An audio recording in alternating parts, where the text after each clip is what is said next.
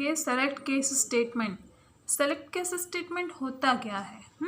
Select case statement का use expression की value अलग अलग वैल्यू के लिए, है ना, अलग अलग वैल्यू के लिए अलग अलग स्टेटमेंट ब्लॉक को एग्जीक्यूट कराने के लिए करते हैं हम।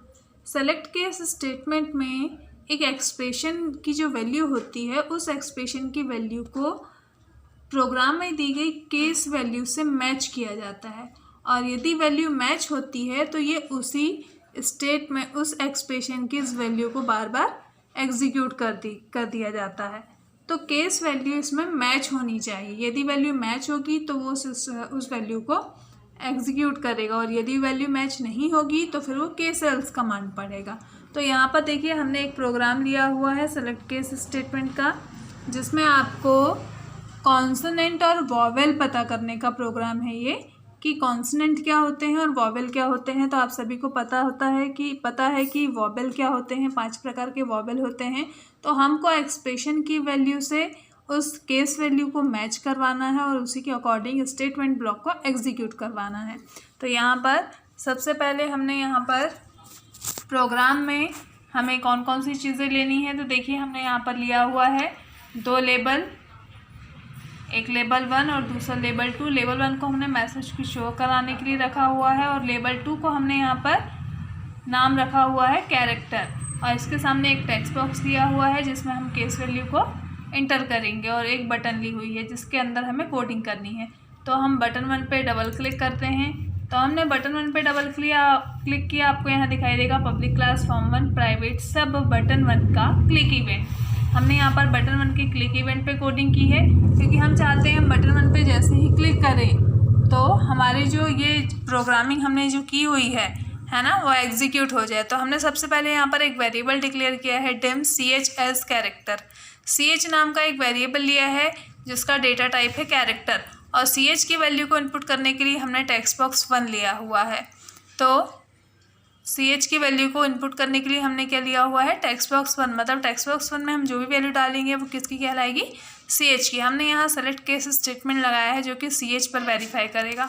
सेलेक्ट केस ch और केस लगाया हमने केस a।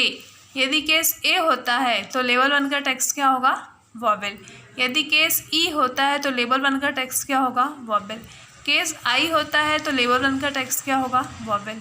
केस o होता है तो लेवल 1 का टेक्स्ट होगा वॉवेल। यदि केस u होता है तो लेवल 1 का टेक्स्ट क्या होगा, वॉवेल। मतलब a e i o u, यदि ये वैल्यू आपके केस ch की वैल्यू से मैच होगी तो सभी के टेक्स्ट क्या आ जाएंगे, वॉवेल। और यदि वैल्यू मैच नहीं होती है तो कंपाइलर कौन सी कमांड पढ़ेगा, case else, then end select और एंड सब और एंड क्लास। तो हम इस प्रोग्राम को चेक करते हैं कि ये हमारा प्रोग्राम वैल्यू मैच कर रहा है या नहीं। तो आपको यहाँ पर ch की वैल्यू देना है। जैसे हम यहाँ पर ch की वैल्यू देते हैं, जैसे हम डालते हैं यहाँ पर सबसे पहले i। तो i क्या है, i तो वैल्यू मैच कर रहा है, i वैल्यू मैच कर रही है यहाँ पर। तो बटन 1 पर जैसे ही क्लिक करेंगे तो लेवल 1 का टेक्स्ट क्या आ गया, वॉवेल। यदि हम यहाँ पर केस वैल्यू डालते हैं, मान लो p, फिर हमने बटन 1 पे क्लिक किया, तो अब ये कहीं से कहीं तक इस वैल्यू से मैच नहीं कर रहा है। तो यहाँ पर कंपाइलर ने कौन सी कमांड पढ़ दिया, एंड केस एल्स। तो लेवल 1 का टेक्स्ट यहाँ पर क्या आ गया, कॉन्सोनेंट। यदि हम डालते हैं यहाँ पर o, तो अब ये वैल्यू मैच करेगी, तो लेवल 1 का टेक्स्ट क्या होगा, वॉवेल। अब हम यहाँ पर डालते हैं जैसे m, तो ये मैच नहीं कर रहा है, तो यहाँ पर लेवल 1 का टेक्स्ट क्या आएगा, कॉन्सोनेंट। जैसे मान लो हमने यहाँ पर डाला a, तो अब ये मैच कर रहा है, तो लेवल 1 का टेक्स्ट क्या आ गया, वॉवेल। आया समझ में? आगे हम देखेंगे कल।